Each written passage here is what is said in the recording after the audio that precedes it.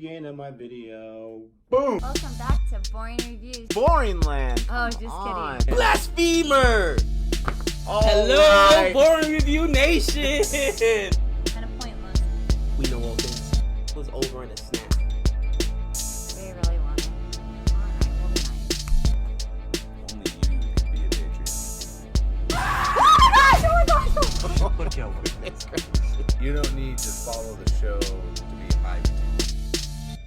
Hello, Boring Review Nation! Gabe! Nick, you little punk. It was almost out. He was getting ready to start, and I just jumped in I didn't even there. get a chance to think yet. He was just jumped right in there. Dude, mad props. You were on a video with Jody, and you said, "Hello, Boring Review Nation." I almost cried. It was awesome. I said, "Samantha, look! I turned him! And she's looking at me like I was so excited. I could be magnanimous. I can't say the word, but you know. Magnanimous. Yes, I can be that. Now, you know, we always feature the cricket ball, and thanks for all the love and watching our unboxing video. Thanks to this guy for getting the balls. But that sounds kind of bad. But anyways, we got Cricket Tuesday today. Cricket Tuesday. And we gotta make sure we're gonna show on this side for this video. Now, the funny thing is, the last cricket video, I was so bummed I wasn't a part of. But, I mean, there's been so much stuff going on. But it was so funny because I was just reading the comment like, if this would ever happen in cricket, man, the guy would be banned for life. And then I started thinking about myself like, wow, is baseball really the only sport that, you know, reacts this way? So I just went and did a quick search on YouTube. Bro, baseball, basketball, football. I mean, tennis players have fought. Hockey is part of it. The only sport that I don't think I've actually ever seen a fight in is golf, as far as like American sports. But even tennis players, ice hockey. Remember what's her name? Christina. What's her name? It was Tanya Hardy. Tanya Hardy. Boom to the kneecap. Nancy Kerrigan. Boom to the kneecap.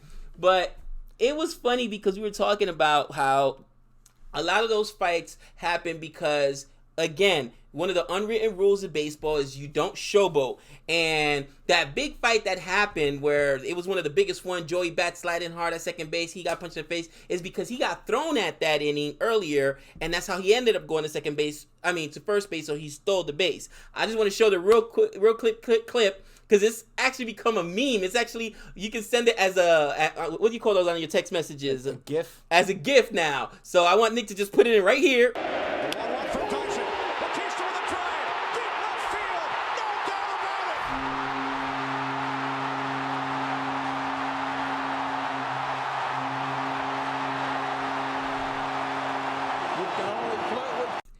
That's what got Joey Bats thrown at and punched in the face. You don't do that, but that is the greatest bat flip of all time. I love it. There's so many unwritten rules. Now, if you guys can send me a cricketer doing that, I will absolutely sing your praises. Just grab his bat after he hits a sixer and just throw it on like, oh, I love it. There were a lot of comments that came in like, this is shameful, this is classless, this shows why America's violent, all this kind of stuff. And each to his own opinion.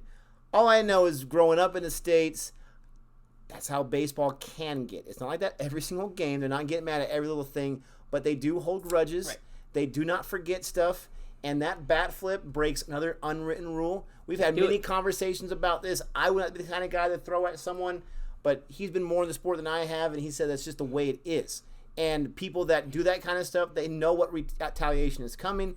Anyways, Cricket Tuesday today, we've got a request from Adnan. We had done some other of his requests. I think maybe only one so far. So We're excited to get another Adnan request out here.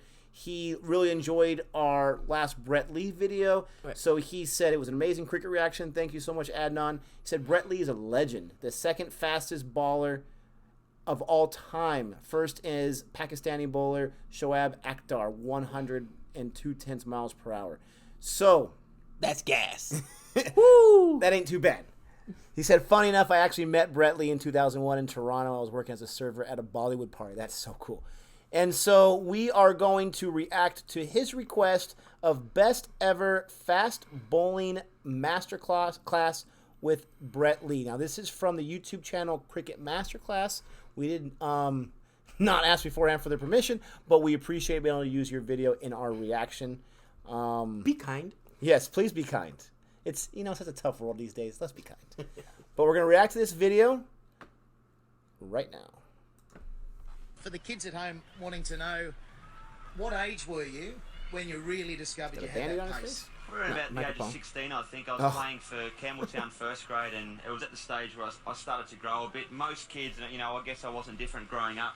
I grew very, very late, you know, in my sort of early teenage years, and it was about the age of 16 the ball started to fly through, and I thought, well, getting the ball around 150 k's here. So. Okay, well, let's get stuck into the emails. The first one is from Sam. He's 15, New South Wales. And the question, G'day, Brett, what advice do you have on bowling a great outswinger? And I've got to say, as an opening batsman, if you get a good outswinger, it's hard to face. Over to you. Well, it is hard to face, and I guess outswinger is my stock ball. Thank you, Slats, for the umbrella work.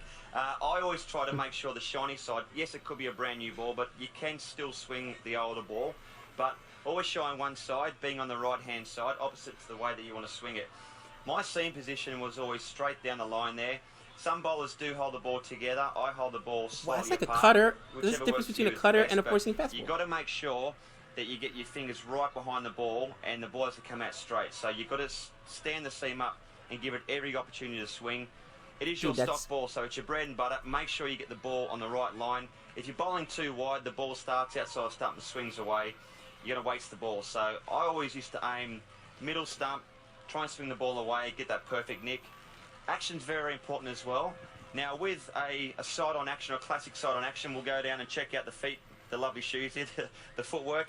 I tend to bowl a side-on action with your foot facing towards the batsman, your back foot parallel with the crease, and your hips, and also your shoulders in one line, and coming through with that perfect action. You can also bowl front on to swing the ball away, as Malcolm Marshall did. Glenn McGrath did also. He held the ball dead straight. Hips. His foot was facing towards the batsman, and also his front foot. I was semi-side on. I was about half and half, so, and still managed to swing the ball. Now we have some footage here of me bowling to a batsman. I think it might have been Sachin Tendulkar. I was trying to nick him out and just bowl that perfect ball there. Although I didn't actually get the nick, it was one of those things where you bowl the perfect line, you try and force the batsman to come forward, Slats. All right, let's move on to the intimidating bouncer. That's the next question, and that comes from Victoria. How do you bowl an effective bouncer? We're just going to get taken out by the covers here, so we're being peppered with bouncers as we speak. It's getting very heavy, and this is live TV, folks. This is exactly what can happen. Okay, the bouncer. Hated facing the bouncer. You love bowling them. I did love bowling the bouncer, but it had to be used as an intimidatory ball. So the bouncer wasn't always to try and knock the batsman out. I didn't like hurting batsmen, although I might sort of put that big brave face on. But the bouncer, great ball to bowl. Use it sparingly. Don't try and overdo it. I tend to hold the ball dead straight again. Seams right behind the ball. Little gap there. You can hold it across, but I didn't want to give the batsman too much knowledge as at the top of my mark that he'd know they'll be bowling the bouncer. So get in. The ball release would be slightly longer, so I'll be holding the ball a little bit longer to get most trajectory off the wicket and try and get the batsman and the ball to come fly past the batsman. Now, there's a ball I was bowling against Andrew Strauss. I think it was at the Gabba a long, long time ago.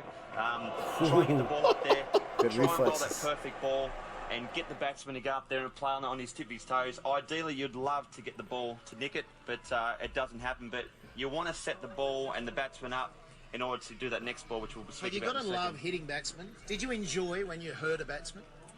I'm a bit of a softie. No, I didn't. And as I said, you might put that big brave face on, but as long as the batsman didn't get hurt or didn't get injured, which sometimes they do, unfortunately, but you know they wear productive or protective clothing these days, so most batsmen are okay these days. And if you sit a batsman down, do you bowl it full the next one? Well, that's the thing. You've got to work out what is the most important ball Okay. to bowl next. And I think we'll have a bit of a chat about the Yorker, which might be the next email. That's right. Let's go to the third and Malinga. final email of the day. And it's from South Australia. Tim has said, I've been trying to bowl a nice ball and a full one. I'm looking for that unplayable Yorker. Can you help me? Well, the Yorker to me was one of my favourite balls to bowl. It's when you totally deceive the batsman, you run in, you've set the batsman up. So you've been bowling your stock ball, the outswing, as we've spoken about. You've bowled the bouncer sparingly. You're holding that Yorker back. As Mark Taylor has helped me out through my career, don't bowl the full ball and also the short ball too much. Use it sparingly. When you finally bowl it, make it count. So I would steam in, bowl that perfect Yorker, hopefully hit him on the toe, the batsman, or miss everything and knock his stumps out. There's an example here. I think I was bowling the SAR one a few years ago as well, where I ran into bowl, set it up, bowled a perfect Yorker, swung in, hit his middle peg. As you can see, I'm pretty excited there.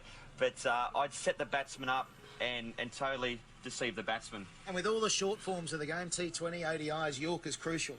York is very crucial, and you've got to know where to bowl. We also these days bowl the wide line Yorker, which is a good option. But most importantly, I mean, the hardest shot I think personally to play is the one right at their toes. So get the ball up there, practice it, put 2 shoes on a good length, and just run in and actually work on it, kids. And that's the most These sort important of thing. shoes? Not these Blue shoes, no. shoes?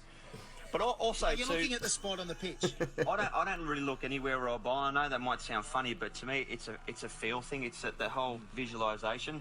And when you bowl your bouncer, when you bowl your Yorker, there's an example here. I was bowling to Jar Callis about setting a batsman up. So I've come in to bowl to Jar Callis at the MCG where I run in, I bowl a bouncer. I think it might have hit him on the side of the helmet. It's a goodie, that. Next ball, I could have gone in and bowled a short ball again, but I thought I'd bowl the Yorker, rip his pegs out, and that is, to me, is a perfect dismissal and a great way to get a batsman out. It makes a difference if you can bowl upwards of 145, though, doesn't it? And all these deliveries at pace. It and does. I think that was the intriguing thing with you. Can you Your imagine test hitting cricket something that was fast, outstanding. that You're hard, one of 4 bouncing to up? take over 300 wickets. But your one-day international accuracy, often the faster you bowl, the faster they can disappear to the boundary. But that didn't seem to be the case. So accuracy was a big thing for you. Yeah, look, I worked very hard in the nets, and I'd worked for hours and hours on, as I said, putting 2 shoes on a good crease line length and try and knock those shoes with no batsman and try different things. Try bowling short balls nets, try bowling the ball outswinger. Shane Bond, a great bowler and has a fantastic one-day record. His stock ball was the in-swinger. So find out, kids, what works best for you, whether it's the outswinger or the in-swinger, but definitely have a stock ball. Okay, 3 things for the kids to take away from this. I think practice, most importantly, and as Heel said with all those P's, perfect practice is perfect, or is the best way to go about it. Have fun. It has to be enjoyable. It has to be a lot of fun. And most importantly, and strive. Try new things in the nets. Try, as I said, different balls, different ways to try and get a batsman out. But fast bowling's fun. It's hard work. But once you get it right, and as you see, when you bowl that perfect in-swinger, his stumps fly. It's the best feeling. And tough work in India, isn't it, where you don't get the bounce and the pace out and of you the don't pitch. see this green wicket, no. All right, so my first takeaway is, we get a lot of comments about how baseball's like cricket, but it's brainless, right? Right. And it's hard not to take that a little personal to big baseball fans, Right. but this is not a rebuttal to that. Right. But this is just to get a little more understanding of baseball. He mentioned in there when he was talking about the Yorker that he was setting up that they don't call it a batter, they call it Batsman. batsman, thank you. That he was setting up that batsman in that, what we would call in baseball, that at-bat, his time up there. Right.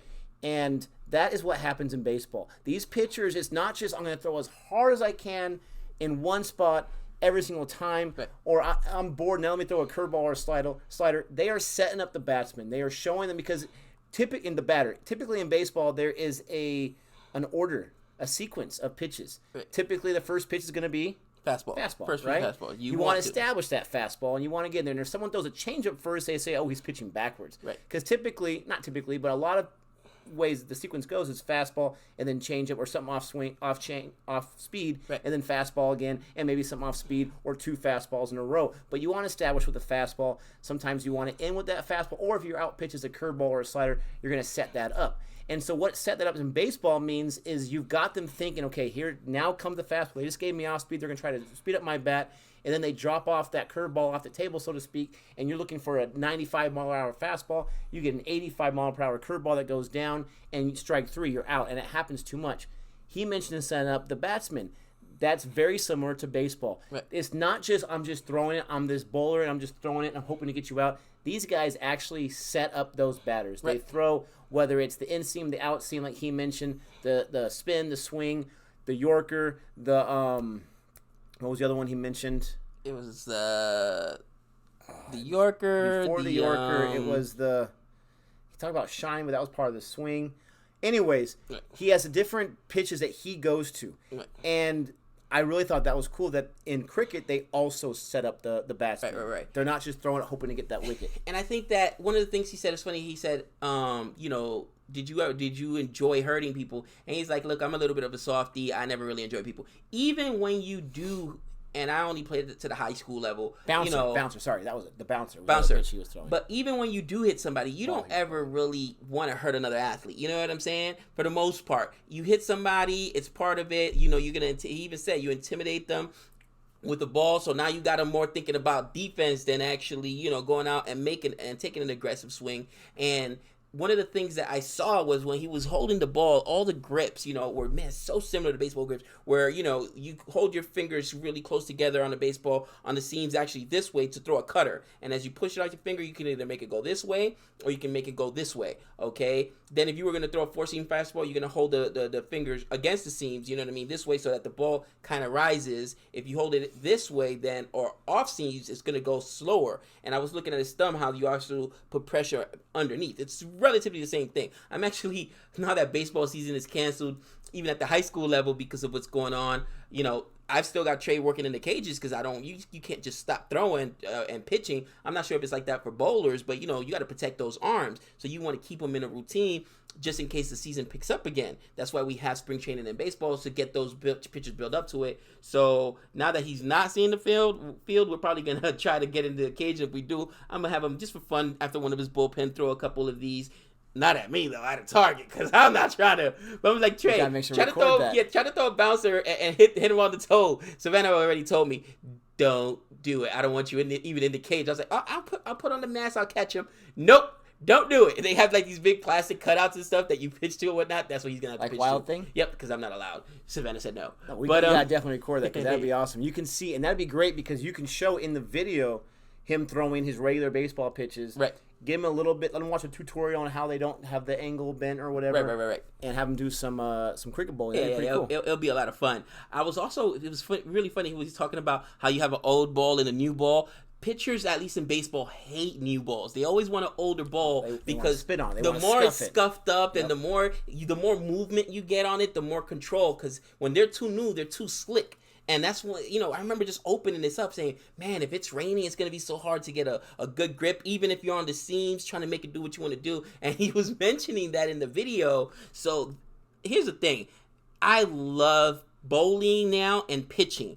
A lot of people are like, oh, offense.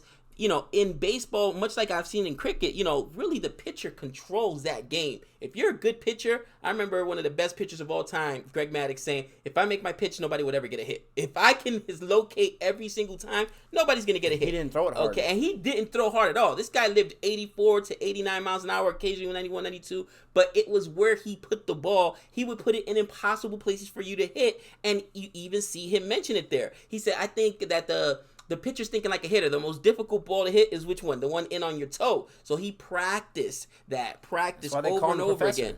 And that was super, super cool in that video. I know we've already seen a video of watching him pitch, but you know what I really want to watch a video though of is watching the mechanics of actually doing it. You know what I mean? Because it's still too quickly, and then I'm not gonna have Trey do it until I actually see. But watching the mechanics is, I still don't. Just the way they swing it, man. You know what I mean? It would be like, just doing this right now, I feel it on my shoulder. So I feel like it's going to be more of a shoulder than in baseball, since they bend, you know, it seems it's like they elbow. go over the top even more than that. Right. I could be wrong. I don't know if it's here, or maybe everyone's different, but it seems almost like this.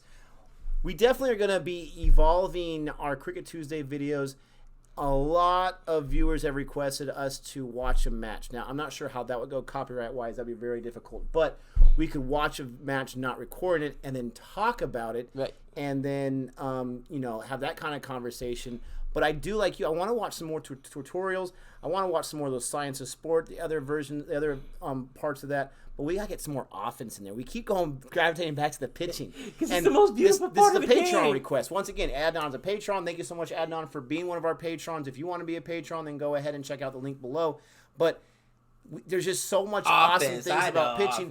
We'll get to offense as well. But, you know, Cricket Tuesday is here to stay. We're going to keep it going. You may see some Cricket Tuesdays with some extra Cricket Tuesday videos. We'll just see how maybe our on the schedule weekend, is. somebody was saying about it, maybe on Saturday on a weekend doing one. It was funny. I forgot who mentioned it the other day, that in cricket, a lot of times you'll have the catcher, Wicket keeper sometimes like talk to the batsman or whatever. That's the most you'll get. And that was me, man. In high school baseball, I used to love talking to the batter, man. Like, dude, you're horrible. Just sit down. And I would mess with him and tell him, dude, fastball right down the middle of the plate. Just tell him what's coming. And they're like, no way, it's a fastball. Then here comes the fastball, pop, and they're like. And then, you never really see anybody. I haven't seen any of the players call out umpires in cricket, at least thus far. One of the things in baseball is umpires screw up calls all the time. Fastball right down the middle of the plate, and they miss it. And I mean, I was one where, as a catcher, which would be the equivalent of a wicket keeper, I would like catch the ball and just hold it like pop. Look at the umpire. And just throw it back slowly, because you can't say anything and then you're gonna get tossed. But just the guy bowls the ball and catch on the balls. Like I said, the ball. The pitcher throws the pitch and you catch it and you like pop. And you kind of look at where you caught it, and they get so pissed because basically you're telling them, "Did you miss that? You see where we're at? Until you wake up. Wake up! Are you watching the game and you just throw it real back to the pitcher lethargically?" And they hate that, man. But I've not seen one, because if they step over the line, they'll say over. I haven't seen one video yet where somebody disagrees with a call and gets in an umpire's face like, "What are you watching the game, Blue?" I'm sure it's happened, but they don't have to make strike or ball type decisions, so that takes a lot of the pressure away. They do have to decide whether the ball got there to the wicket before the runner did, whether that run counts or not, right. Whether it was an out, maybe the guy caught it, maybe it skipped or it scuffed on the wicket. He kept saying nicking it.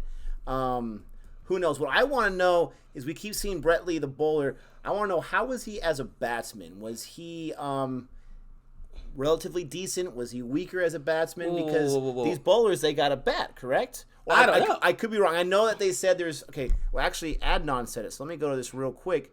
I was on the impression, and this is just from the movie Lagan, I was under the impression that you had your 11 players, right, and 10 outs that they all batted. And so, let me see. If it wasn't Adnan, it was... 20 World Cup. Our man, I think it was... Here, let me see. There's Blair, maybe. Blair, if he's the one, he is the one that... Yeah, so he says right here, your average cricket team normally shapes up with... This is from Blair. Blair is our patron who said... I don't want to get it wrong. He plays, but not in, the country team, in a men's A grade. Okay, so we play men's A grade. I ask him, wow, what is that? That's super awesome. He says, it's in my region, basically semi-serious Sunday league. No one's going pro, but we still want to win. And so he mentions that we have 4 batsmen, wicket-keeper/batsmen, 2 all-rounders, and then 4 bowlers. So do the bowlers, do they bat or do they not bat? That's what I want to know. And I know that's a very novice question, but my thought process is, if there's 11 players and 10 outs, then 10 of those 11 guys are going to get an out, right? So if I count 1, 2, 3, 4, 5, 6, 7, 8, 9, 10, 11, some of those bowlers are going to have to bat. So was Brett Lee, was he a decent batsman? Hair's driving me crazy. Right.